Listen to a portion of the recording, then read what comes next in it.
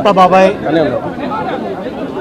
లేరు అనే మాట వినగానే చాలా బాధేసింది.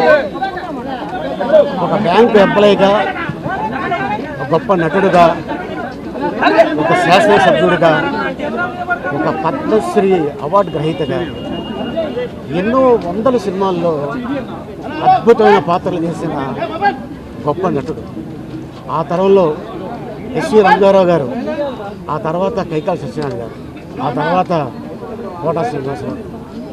కోట బాబాయ్ నేను దాదాపు 200 సినిమాలు పైన కాంబినేషన్ చేసి ఉంటాం.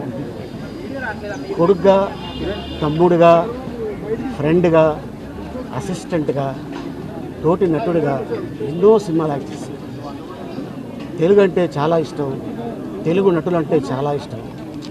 తెలుగు మాట్లాడి అద్భుతంగా చేసే నటులు ఉంటే ఏమయ్యా వీళ్ళకి అవకాశాలు ఇవ్వండి అయ్యా అని చెప్పిన ఏకైక నటుడు కోట శ్రీనివాసరావు గారు.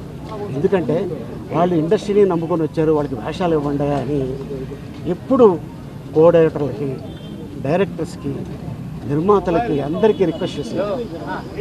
అట్లాంటి అద్భుతమైన నటుడు ఈరోజు మన మధ్యన లేరు అనే వార్త కట్టుకోలేకపోతున్నాం. ఎందుకంటే దాదాపు 35 సంవత్సరాల నుంచి మా అనుబంధం. ఎక్కడ కూర్చున్నా కూడా అరే మధ్యాహ్నం బ్రేక్లో మనం కూర్చొని తిన్నారా అని చెప్పారు.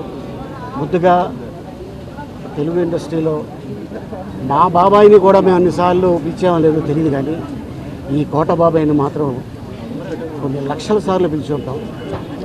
సో మా కుటుంబానికి నా ప్రగాఢ సానుభూతి.